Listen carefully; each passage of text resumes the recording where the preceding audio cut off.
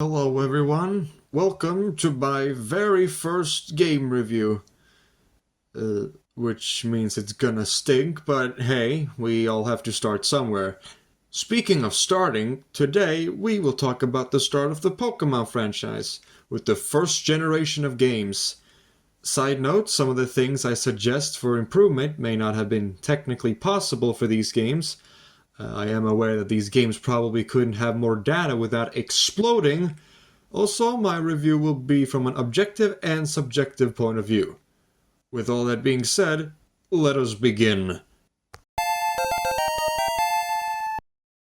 In Pokemon Red, Blue, and Yellow, you play as a boy, going on an adventure around the Kanto region to catch and battle Pokemon. The goal of the game is to beat all the gym leaders, so you can then beat the Elite Four and Champion. There's also the Pokédex, where for every new Pokemon added to your collection, a new entry about said Pokemon will be added to it. Along the way, you'll have to deal with the likes of your jerkwad rival and the villainous organization Team Rocket, who intend on using Pokemon for selfish gain and evil. Yellow is basically the same, but now with more Pikachu. During his childhood, a young Satoshi Tajiri thought collecting bugs and tadpoles were really cool. That and the TV show Ultra 7, where giant monsters were contained in small capsules to then be brought out to battle. Later in life, when Tajiri saw the Game Boy link cable, he imagined little insects traveling along the wire. With all of these ideas in his head and with the help of his friends and Nintendo, bang bang bong, Pokemon was born. I'd say that the music in these games are pretty good. I especially like the theme for Lavender Town, as well as the final boss theme for when you fight the champion. Some parts of the soundtrack are okay, but I'm not really a fan of them, like the themes for the Pokemon Mansion or Silphco. The added tracks in Yellow, namely the themes for Jessie and James as well as Pikachu Peach, were good and not so good respectively.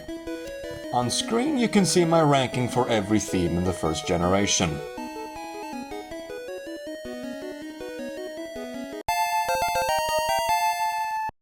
I don't really have a lot to say regarding the graphics. They're simple, but I find them pretty charming in all honesty, even if some of the sprites look a little goofy.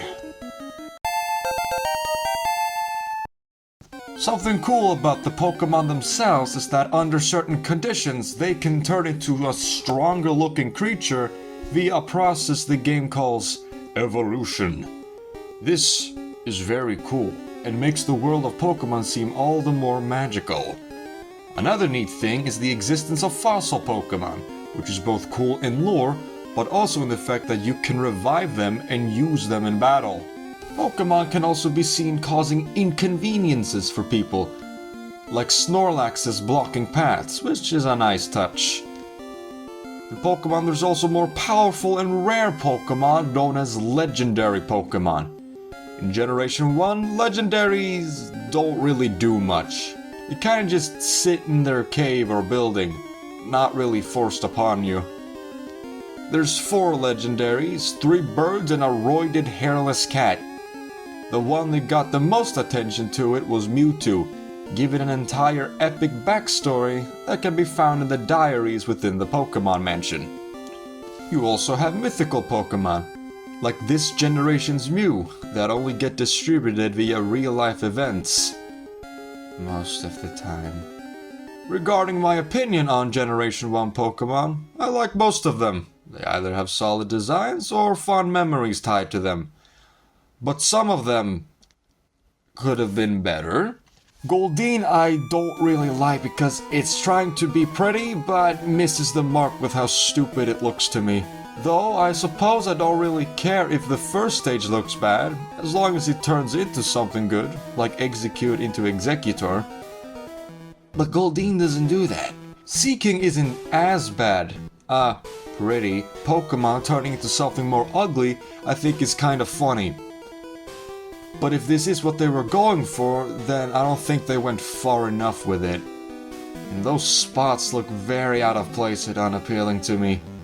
If I could make a new evolution for Goldeen, I would have either gone more into the pretty aspect of its design, or do a complete 180 and make it as revolting as possible, making it what Sea King should have been. I also don't really like Eevee. I find its design annoyingly adorable, like a dog bred to look as cute as possible. Same goes for Mew. I honestly prefer its sprite in the Japanese exclusive red and green. But I also don't like Mew because of the vagueness of its Pokédex entries. For those that don't know, in later generations, a lot of Mew's Pokédex entries talk about how it is said to contain the DNA of all Pokémon. Not proven, just said so. I also don't think that learning a huge plethora of moves should make you the ancestor of all Pokémon, like plenty of Mew's Dex entries suggests. If it truly is intended to be the ancestor of all Pokémon, its Pokédex entry should be something like Mew, the new species Pokémon. Its DNA suggests that it could very likely be the ancestor of all Pokémon.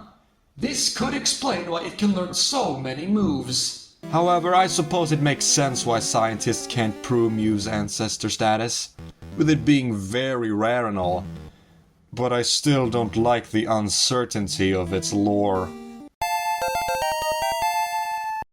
When it comes to story, there's honestly not that much in these games.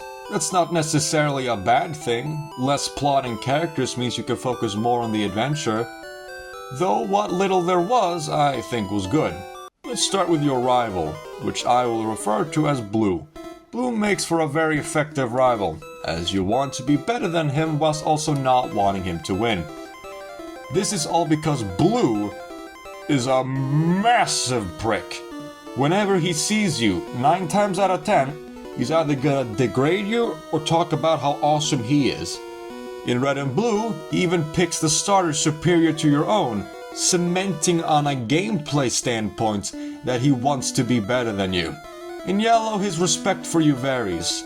Depending on the victor of the first 2 battles with him, his Eevee will turn into either one weak, neutral, or resistant to your Pikachu's attacks. Besides that, he's still a jerk in Yellow. Moreover, his douchebaggery also makes him a great final boss because, at that point, he's at his strongest and most narcissistic, and only you can shut him down. And once you do, it feels good. Besides your rival, another trainer stands in your path. The leader of Team Rocket, Giovanni. Though he isn't as out there as the later villains, him being more grounded in reality kinda works in his favor. He's not here to take over the world or reshape the ecosystem or destroy the universe. He's just here for business and profit, and is willing to achieve his goals by any means necessary. Basically, he comes across as much more serious and less ridiculous, which makes him more intimidating.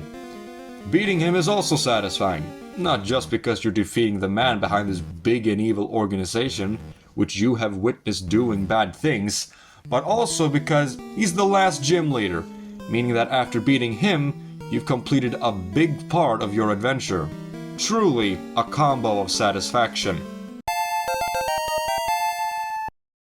Regarding all the cities and towns, I feel like most of them have their own identity or something else that makes them stand out. Pallet is your cute and quaint little hometown. Viridian is the first new settlement you visit, as well as where you get your final gym badge. Pewter is where you get your first gym badge. Cerulean is next to the place where Mewtwo lives. It doesn't really have anything all that unique by itself though, in my opinion. Vermilion is the only harbor city. Lavender Town has the very spooky atmosphere and the big ghost tower. Saladon City has the game corner and big department store. Fuchsia has Pokemon on display, as well as the Safari Zone. Saffron, with all of its buildings, feel like the big city of the region. And lastly, Cinnabar has the lore dump that is the Pokemon Mansion, and it's on an island. My favorite is Lavender Town. It's, in my opinion, the only town with a theme. Spooky and depressing. The music is eerie and somber, as are the townsfolk, who talk about mysterious white ghost hands and Pokemon being killed. We can't also forget the giant looming tower of death that is the Pokemon Tower. An actual cemetery for Pokemon where legitimate ghosts can be found.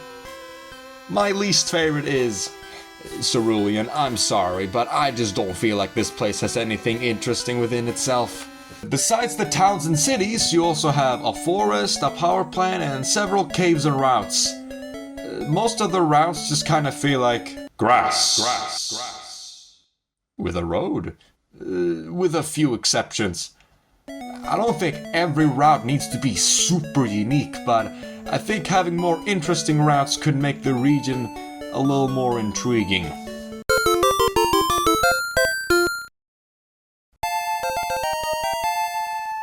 Being able to name your Pokemon was an excellent decision, as it makes you feel more attached to them, or it allows you to just have some fun. Being able to name your rival is also fun, since it means you can take him as seriously as you want. You can name him Blue or some other cool name. That, or you just name him something inappropriate. Having 3 choices for your Pokemon was a good decision, as it means the game can appeal to a wider audience regarding starting Pokemon. This, alongside naming your Pokemon, also makes the experience more personal, since your first Pokemon may have differed from someone else, making it feel more like your adventure. Being able to catch and pick between tons of Pokemon for your team is also good for creating a more personal adventure. In Pokemon, certain attacks deal higher or lower damage depending on the type of the move used and the opponent it's used on, as certain types have advantages over others. This, I feel like, adds an extra layer of strategy to battles, as it means you can't just wail with the same strong attack. You will need variety in attacks in order to beat every trainer you come across. Finding and using some goofy strategy is one of my favorite aspects of these games. It's a sort of problem solving that I really enjoy. Let's take an example. For this playthrough, I wanted to use the Pokemon Onix, a giant rock snake that hits as hard as a small bird. So, how did I use Onix? As the ultimate stall machine, using Toxic to whittle down the opponent in combination with Bind, which prevents the opponent from attacking for some turns, I was able to effectively use Onix the Onix. I also had Dig in case Bind was unusable, as well as Rest to keep Onix alive longer. When it comes to useful and necessary items, these games don't just give you them all willy-nilly. You have to talk to people, overcome challenges, and explore the region in order to get them. Sure, some of them aren't super complicated to obtain, but you at least have to work a little to obtain them, whether it's fighting a bunch of trainers to get to a location, or having to explore around a place in order to find it. Now, this may not be for everyone. Perhaps you just want to get to some other part of the game faster. But to me, it's just a part of the adventure. A place to catch all kinds of rare Pokemon was a very good idea. Just having an entire area containing only rare and unique Pokemon is very fun and exciting. A lot of them are both rare and hard to catch, especially under the Safari Zone's rules. But if I really wanted a Pokemon exclusive to the Safari Zone, I'd take that challenge. When you beat the final trainer, the champion, you record your Pokemon in the champion database, the Hall of Fame. And when you do, you see this cool slideshow showing off all your Pokemon in your final party. The ones that helped you defeat the strongest trainers in the region, making you the champion of the Pokemon League. This rocks. I should mention that I didn't play Yellow for this review. My virtual copy of the game went down with my 3DS, and thus I have no footage of Yellow. But I have beaten the game 3 times. I have recorded evidence of 2 of these playthroughs, as you can see with these clips, showing the teams that I used. So, I have the experience to say that this game is very similar to Red and Blue. But there are some significant differences. In Pokemon Yellow, Jesse and James make an appearance from the anime. The cat doesn't speak, unfortunately, but it's fun that they're here. Their team isn't the strongest, but I feel like when it comes to Jesse and James, one comes more for the fun of having them in the game, more so than the challenge. In Yellow, you don't get to choose a starter. It will always be Pikachu. But it's special. This Pikachu can follow you around, making you feel more connected to the little rodent. Shame only Pikachu could do it, but oh well. Another neat thing about Pikachu is that you can interact with it, and depending on how high its friendship stat is, it will make a different face. Certain situations in the game will also make Pikachu do certain expressions and things. This was not necessary, but I do appreciate it. He also makes some very pleasant noises. In Pokemon Yellow, a lot of important trainers had their teams altered. Some got higher level, a new moveset, or a different team. However, a lot of trainers I feel probably became easier as a result of this. While they got buffs in some regards, for some of them, these buffs weren't enough. Some got less Pokemon on their teams, as well as weaker replacements. Like Sabrina, her team got wrecked, going from 4 party members to 3, and 1 being replaced with a Pokemon with only one singular, non-attacking move. But some of them got overall better, like Blue's team. The permanent Pokemon on his team became overall better or weren't that different. And regarding the starters and their stand-ins, his Jolteon and Magneton are better than his Venusaur and Executor. However, at the same time, I'd say that the Water and Fire ones became slightly worse in Yellow, but not that bad. But hey, 3 for 2 I'd say is good.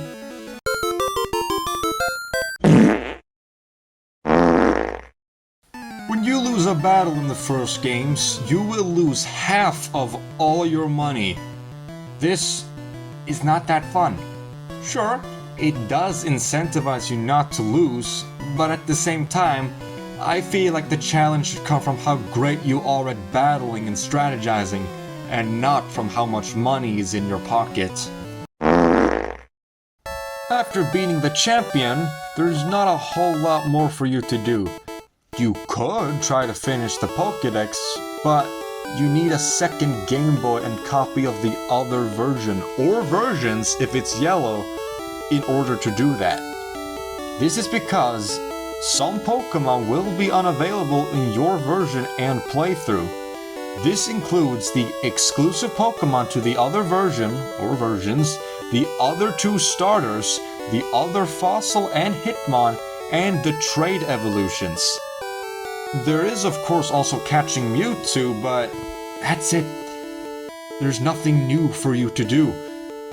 Though not having a post-game isn't necessarily terrible, since it means you can play your other games as well once you're done. Though, on the other hand, if this is the only game you have, it does kinda stink that the post-game is lacking. So, in Generation 1, Pokemon had 5 significant stats: HP, Attack, Defense, Speed, and Special. HP is how much damage a Pokemon can take before fainting. Speed determines which Pokemon moves first on a given turn. Attack determines how strong a physical attack will be. And Defense determines how good you can take a physical attack. Lastly, you have Special, which works as an attack and defense stat combined, but for special moves. I find this to be a very weird decision. It means that Pokemon that can raise their special stat can essentially raise 2 stats, while more physical Pokemon can't do that. I see no reason as to why they can't just split up the stats. Being the subject of so-called binding moves can be very annoying, because you just have to sit there and wait until they hopefully miss. You can use this strategy yourself though, as I did with Onx the Onyx, but I'm fine with not using this strategy if my opponents can't use it as well. In Pokemon, there are certain obstacles that you need certain moves in order to get past. Cut for trees, Surf for water traversal, and Strength for big boulders. There's also Fly for quick travels and Flash for lighting one dark tunnel, but these two are not necessary for beating the game. In order to teach these moves to your Pokemon, you'll need to get the Hidden Machine or HM for each move. Now, I can deal with having to need certain moves in order to get access to the world. You should have to put in a little effort if you want to explore the world, in my opinion. I'm also fine with that it's not super obvious as to where the HMs are, as it incentivizes exploration and talking to NPCs, which I like. However, what I do have a problem with is that once you put an HM move on a Pokemon, you can never get rid of it, as there is no move deleter in this game. Sure, Surf, Fly, and Strength are decent moves in battle, and Fly and Flash aren't necessary for beating the game. But, 1. If you know all this, you might use a so-called HM slave, whose sole purpose is to use HM moves and nothing else.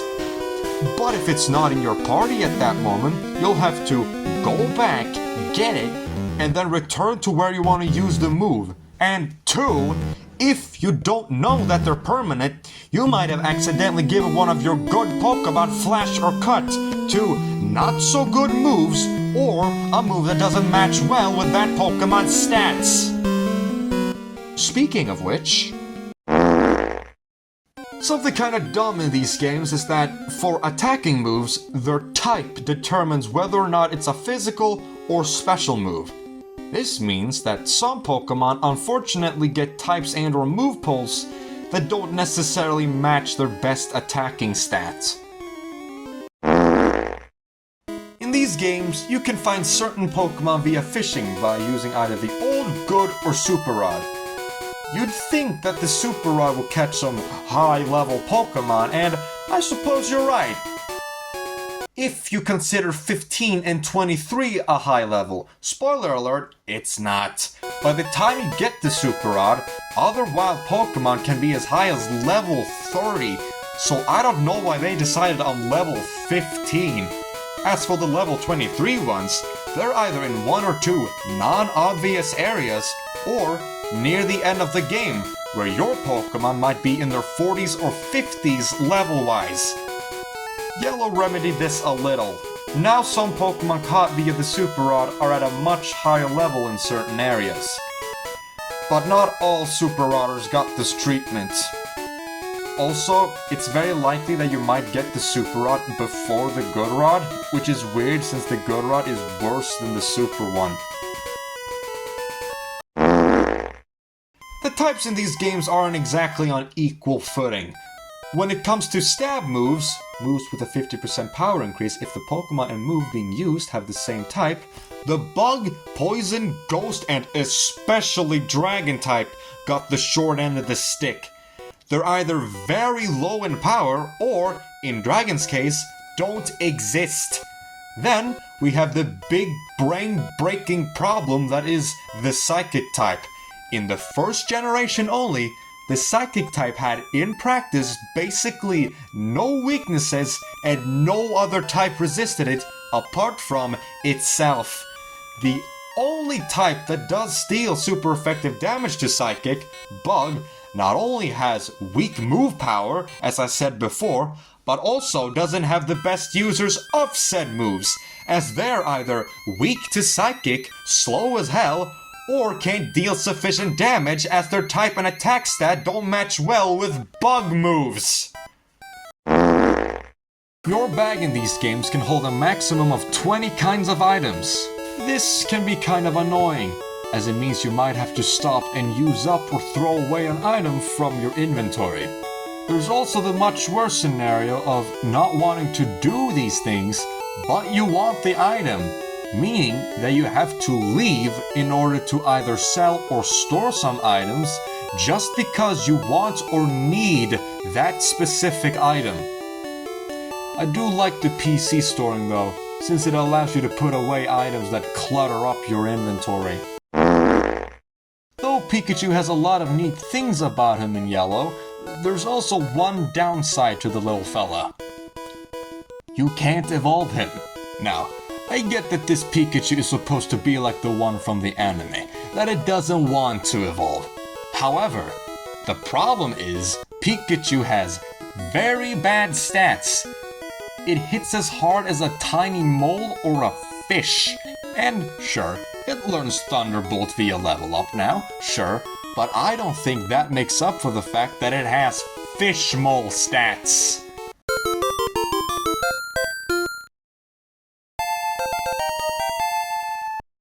I like Sap mode, since it makes the game slightly harder, but fair.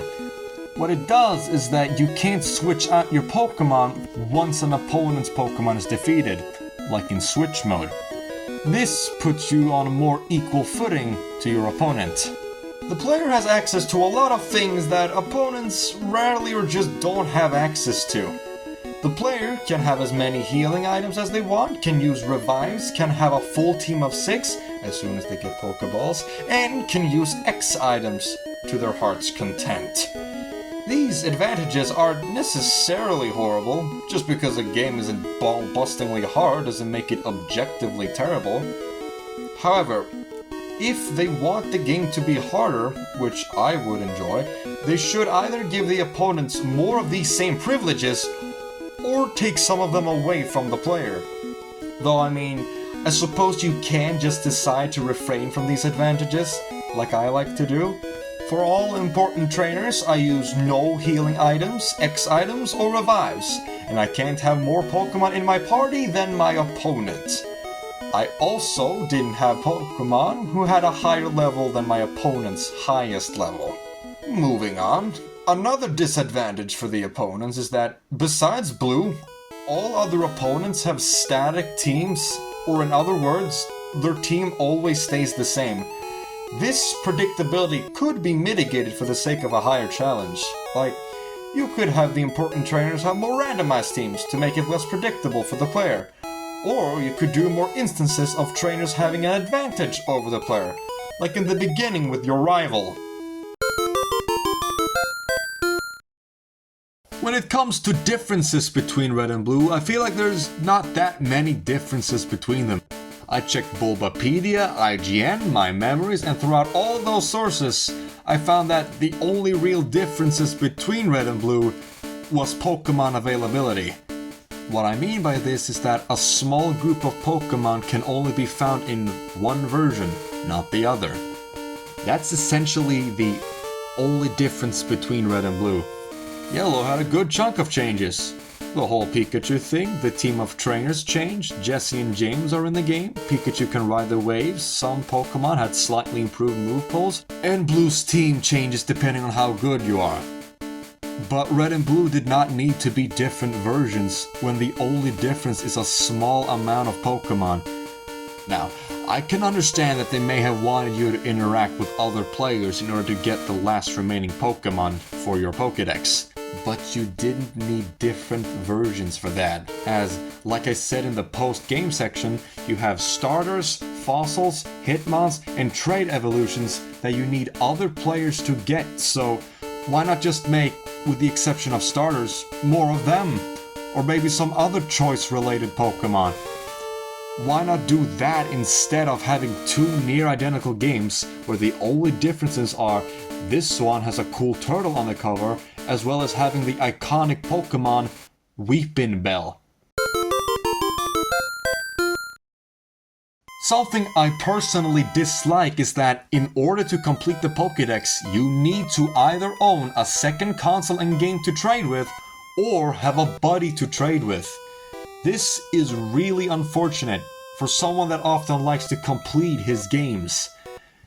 Maybe they could have the trade necessary Pokemon be available by some other means, like being rare in a later post-game area or having to beat a strong trainer in order to obtain it. Having it like this means that it's possible to do it by yourself, but there's still a challenge to it.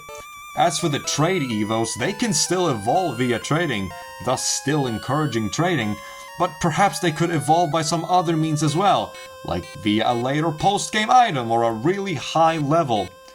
I think this is a good solution.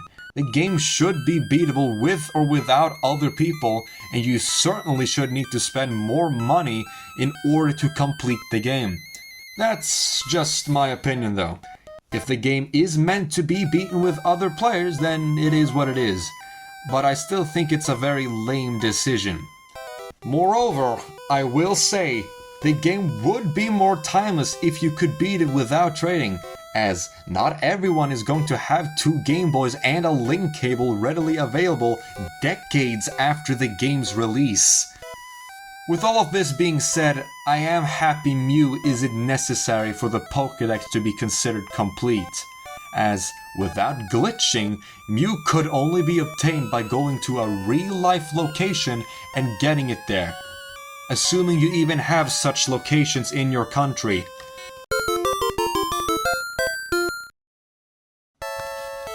To summarize my opinions, I found the music pretty good and the graphics were simple, but they were charming and worked. I liked most of the Pokemon with some few exceptions. It wasn't really a whole lot of story, but that meant I could focus more on the actual adventuring and exploring of the region, and what little story there was, I enjoyed and felt satisfied by. The world I think was solid, but I do think some of the routes could have stood out a little more. Gameplay-wise, I really enjoy the vast selection of Pokemon you can have, that they turn into stronger-looking creatures, and the sort of rock-paper-scissors type of battling. I also liked getting to use fun and unique strategies in order to take down my opponent. The lack of a post-game is a shame, but that just meant I get to play more of my other games afterwards. Yellow had some fun additions, like Jessie and James, interaction with Pikachu, and slightly harder trainers late game. But there are some things I don't like. Though the game has set mode, I still feel like all the player advantages, type specialists, and bad opponent move pulls makes the game easier in a way that I dislike. Other things like the forced and undeletable HM moves, physical and special moves depending on the type, the low level of fish Pokemon, the type imbalance, the pitiful bag space, and the unnecessary dual release makes these games worse in my opinion. The biggest flaw though is, in my opinion, that you can't complete the game by yourself or with just one console.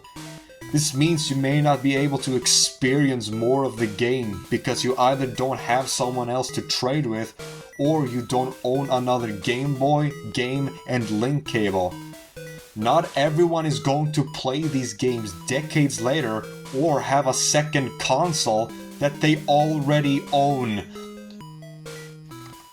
Despite these flaws, I did legitimately enjoy these games. I'm not sure what to rank them, I might change the ranking later, but for now I'll give Pokemon Red, Blue, and Yellow a grade of 7 out of 10. But I do think Yellow is a little bit better due to its additions.